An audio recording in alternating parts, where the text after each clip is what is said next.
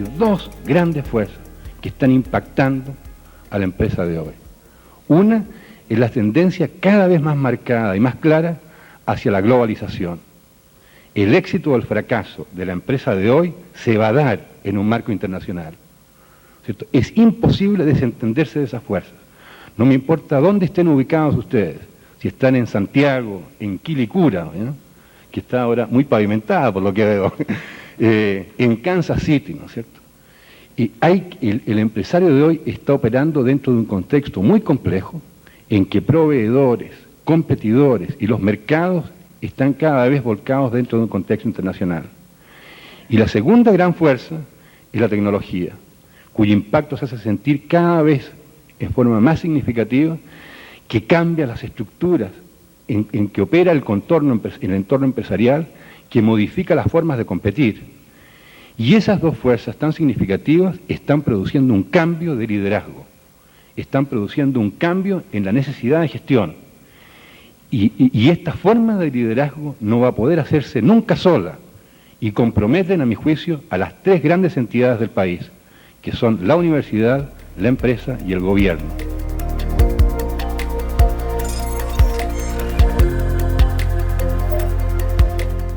Mucha gente en Chile te pregunta, oye, bueno, pero eso ¿cómo lo podemos hacer en Chile? Cuando estamos tan lejos, oye, de los mercados importantes de consumo, cuando tenemos tan pocas ventajas comparativas. Yo creo, fíjate, yo creo sinceramente que eso es una excusa. Es una excusa que no puedes esgrimirla, porque los países que están en este momento dando la tónica, ¿eh?, de cómo posicionarse adecuadamente, son países que tienen muchísimas mayores desventajas con relación a Chile. Piensa tú, fíjate, en Singapur, en Corea, ¿eh?, fíjate, en países incluso como Malasia, y no hablemos del Japón, ¿no es cierto?, de Hong Kong, de Taiwán. ¿Qué recursos tienen esos países? ¿Qué recursos naturales tienen? Ninguno. ¿Saben lo que tienen? Capacidad empresarial, ¿no es cierto? Y esa es la idea. La idea, a mi juicio, es que son las capacidades directivas y no las ventajas comparativas, ¿cierto?, a nivel de mano de obra barata o de recursos naturales, por ejemplo, disponibles, lo que va a hacer posible el posicionamiento adecuado de la empresa dentro de este contexto, ¿cierto?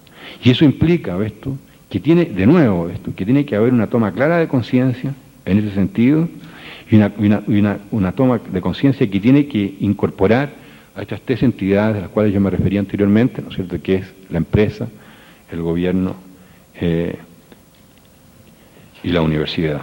Ronald Reagan, ¿no?, presidente de Estados Unidos a los 73 años de edad, cuando asume la presidencia, un hombre extremadamente rico, ¿cierto? Había salido fuera de Estados Unidos una vez en su vida, había ido a Acapulco.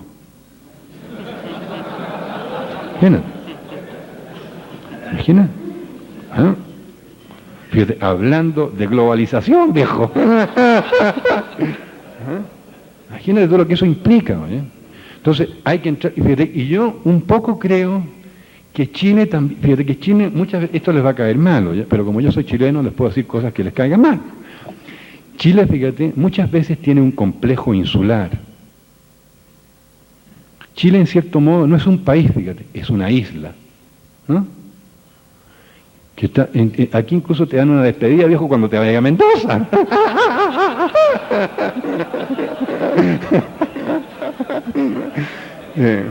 ¿No es cierto?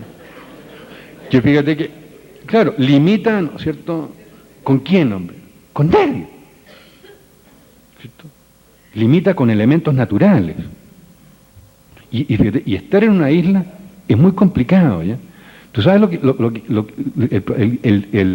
el complejo del isleño? El complejo del isleño es que se cree en el hoyo el quique, viejo.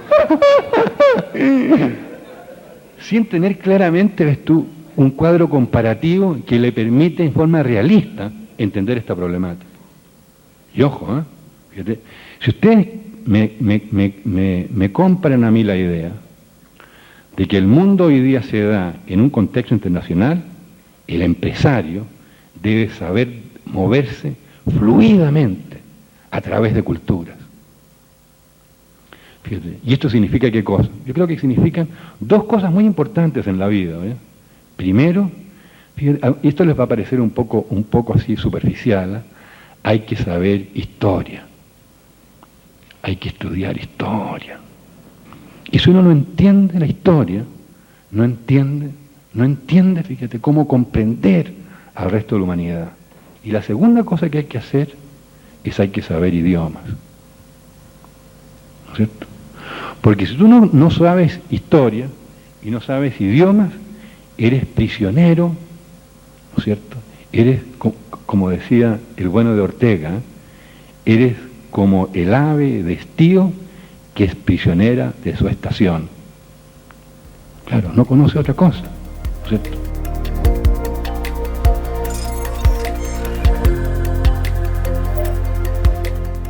¿Qué debe conocer un empresario de tecnología? ¿Cómo impartir ese conocimiento? ¿Ya? ¿Y cómo mantenerlo vigente? Fíjate, una pregunta, ¿verdad? Una pregunta un poco preocupante. ¿Deben los empresarios que están manejando empresas con alto contenido tecnológico ser ingenieros? ¿Puede una persona que no tenga un respaldo de conocimientos tecnológicos manejar una empresa adecuada? Eso es una pregunta que yo creo que no es trivial, fíjate. Nosotros no sabemos cómo responder a ella todavía.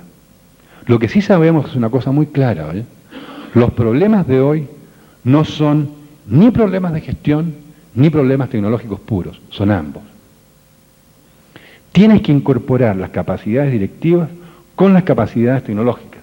Y si no lo haces, en muchas industrias importantes no puedes competir.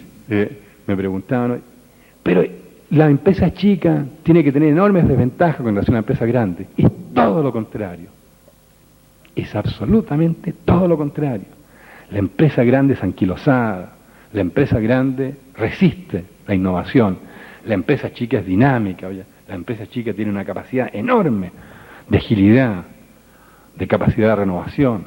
O sea que no hay excusas, fíjate, no hay excusas. Y lo único que hay que tener es capacidad creativa, capacidad de innovación, fíjate, y capacidad emprendedora. ¿Ah? Y por eso ves tú que yo creo, con la fe del carbonero, en la importancia de la educación.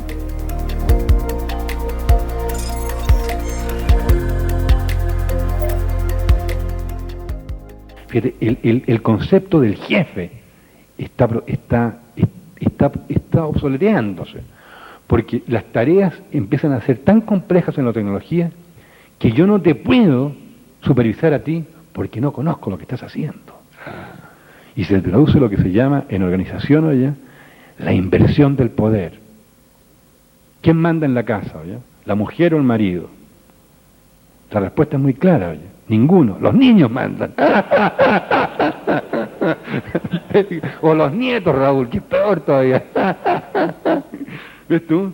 Y se está produciendo una transformación sensacional en el cual no son las relaciones verticales lo importante. Lo importante son las relaciones laterales. Este dilema de centralización y descentralización es un esquema obsoleto. Es un esquema que no existe de nuevo dentro de esta nueva forma de la empresa. Fíjate, ¿eh? Una cosa que les voy a decir yo, dos cosas les voy a decir, y acuérdense de esas cosas. Primero, lo importante en la toma de decisiones no es la estructura, es el proceso. Fíjate, más y más, oye, es el proceso, fíjate. Es la forma de cómo llevar adelante una actitud gerencial consensuada. Entre paréntesis, consenso no significa, oye, aceptar el mínimo común denominador. Consenso significa estimular la controversia, dar oportunidades a que la gente participe y luego tomar una acción que tiene un sentido de liderazgo. ¿Sí? Y estimular, como te decía también, el disentir. Hay en el laboratorio de mi hijo, en su escuela, había una placa que decía algo fenomenal, ¿ya? Y decía lo siguiente, lo voy a decir en inglés y luego se lo traduzco, decía: in a place where everybody thinks alike, nobody is thinking. En el sentido de que en un lugar en que toda la gente piensa lo mismo, nadie está pensando.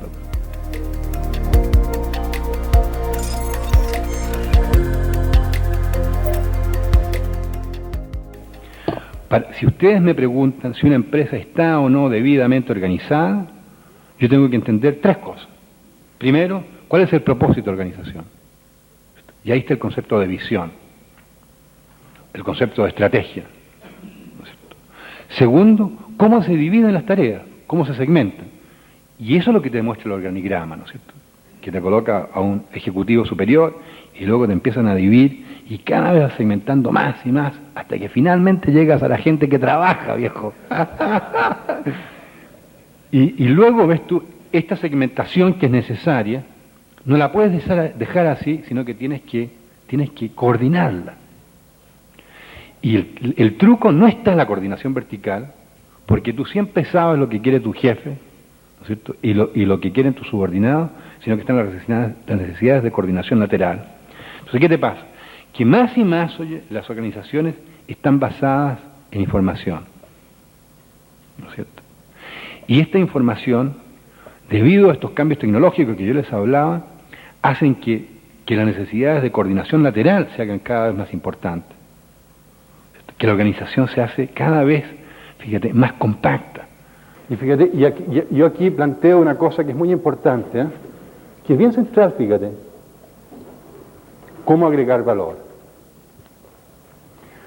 Porque si la gerencia en general no agrega valor, ¿tú sabes lo que pasa? Lo disminuye. Lógico, ¿no es cierto? Porque ahí se concentra así un overhead. Es como pertenecer, fíjate, a un club, ¿eh? Que te pide una incorporación, una cuota de incorporación muy alta, y tú no recibes los beneficios del club. Más vale que no pertenezcas a ese club, ¿no es cierto? Y la idea es cómo hacer que el todo sea mayor que la suma de las partes. ¿Ves tú? Los economistas, yo tengo muy buenos amigos que son economistas, viejo. Pero fíjate, en economía hay dos leyes que la estrategia trata de destruirlas. Una ley es lo que se llama la ley de la aditividad. Y la ley de la aditividad te dice, ¿no es cierto?, una cosa muy simple. Te dice que el valor de A más B es igual al valor de A más el valor de B. Si así fuera, el grupo corporativo no está agregando valor. Y más vale que el A y el B se vayan solos. Porque la idea es cómo enriquecer esta cosa y cómo quebrar esa relación. Y la otra cosa que te dice, ves tú, es lo que nosotros hablábamos antes, ¿no es cierto? In the long run. In the long run, ¿sabes lo que pasa con el long run? En el long run despierta Adam Smith. Pero Adam Smith está perdido en la neblina, pues viejo. Y lo que hay que hacer, ves tú, hay que evitar que Adam Smith despierte, ¿no es cierto?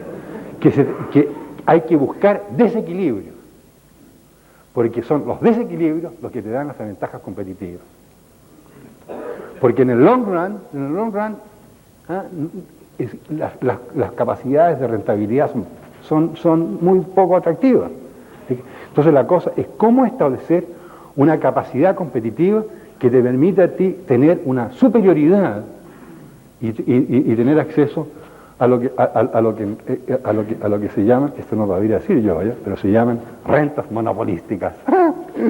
¿No? Ok.